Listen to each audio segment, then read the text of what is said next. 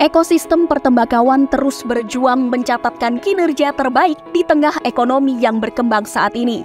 Produksi industri hasil tembakau atau IHT terancam dimatikan lewat sederet pasal-pasal pengaturan dalam PP nomor 28 tahun 2024 atau PP Kesehatan serta aturan pelaksananya yakni Rancangan Peraturan Menteri Kesehatan atau RPMK.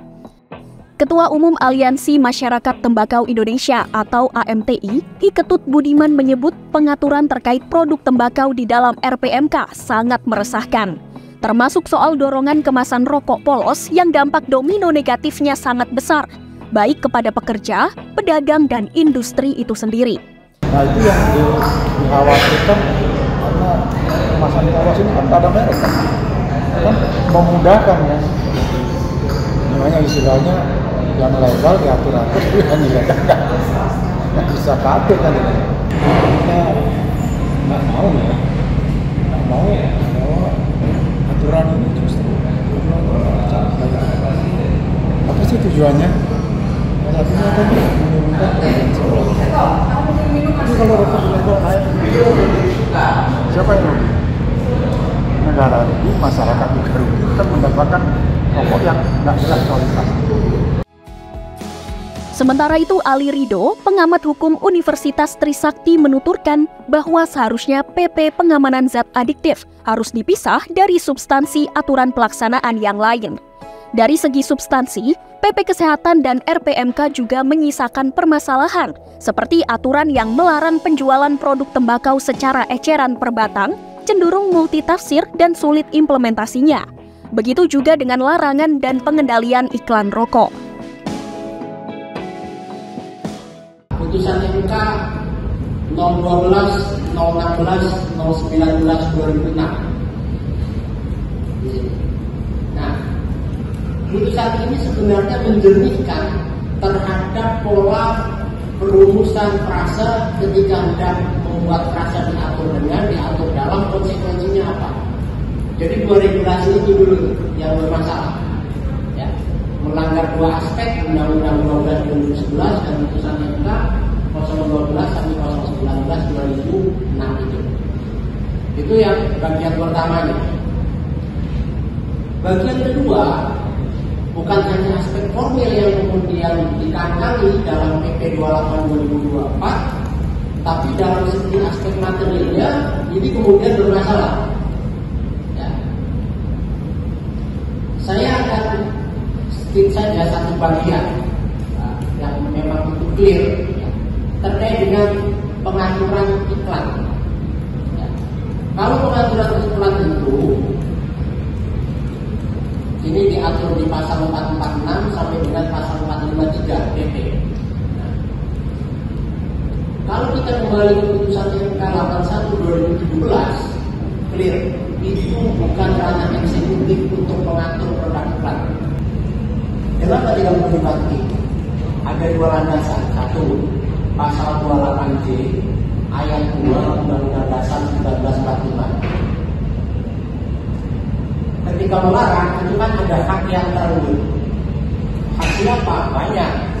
Kalau iklan, dunia iklan itu haknya yang terwujud. Nah, hak itu bisa dirubut pasal 28J itu hanya dengan undang-undang, bukan dengan PP. Kalau mau melarang ini, tarik dulu materinya ke undang-undang 23 atau 23? Undang-undang kesehatan ya. Materi substansi ini yang di pasal 446 ini ditarik dulu ke undang-undang. Kalau itu masuk di dalam undang-undang baru ditaati. Tapi sepanjang masih itu ada di dalam PP, saya tidak merasa keberatan untuk mengatakan bahwa tidak perlu ditaati. Alasan pertama pasal 28J ayat 2 Undang-Undang Dasar. Yang kedua, kembali saja ke putusan MK 71 2013. Yang di situ clear bahwa berkaitan dengan yang namanya ekosistem pertembakauan ini kan ekosistem yang legal. Dia sudah menyelesaikan yang namanya kewajiban, termasuk dunia itu pasti sudah melakukan kewajiban. Apa salah satu kewajiban yang terlihat? Bayar pajak. Kalau sudah bayar pajak, kita ada kewajiban menuntut negara untuk mendapatkan impact. Kalau kemudian itu dilarang, berarti pajak yang sudah kita bayarkan kita dapat impactnya itu. Nah, saya perlu sampaikan persoalan terkait dengan larang-larang iklan terhadap zat adiktif itu ada 7 putusan MK. Ya. Yang 7 pertama ini terkait dengan zat adiktif narkotika, ya, itu clear, dilarang. Sehingga apapun mau diiklankan dalam bentuk apapun nggak boleh. Itu 7 putusan MK. 7 putusan MK berikutnya ini terkait zat adiktif berupa tembakau. 7-7-nya bilang ekosistem pertembakuan itu ekosistem yang legal sehingga dia harus ditempatkan sebagaimana legalitas ekosistem yang lain. Maka dalam konteks iklan salah satunya dia harus diberikan solusi yang sama. Kalau mau dibatasi boleh, tetapi bukan dilarang. Kalau ini kan dilarang. Kalau dibatasi tadi, misalnya iklannya ya kan hanya jam 10 sampai jam 5, itu masih bisa diterima nalar. Tapi kalau sudah dilarang jam 10 sampai jam 5 pun nggak bisa, karena sudah dilarang.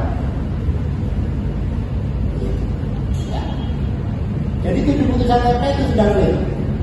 Kemudian ini putusan MK 81 alasan ketiganya, putusan MK 81 2017 bahwa domain iklan itu ranahnya bukan diatur dalam PP, tapi di dalam undang-undang. Ini katanya MK. Nah, kalau di undang-undang yang pun tidak menyebut dilarang iklan berbasis digital, kemudian di dalam PP-nya itu mengatur, ya bukan hanya nantangin putusan MK-nya, tapi juga offset dari undang-undangnya. Tidak dipatuhi, tidak ada masalah. Karena memang itu dari lahir, nature-nya memang sudah bermasalah. Kalau kemudian kita mematuhi, ya artinya kita salah 2 kali. Ya, mematuhi ketentuan yang salah,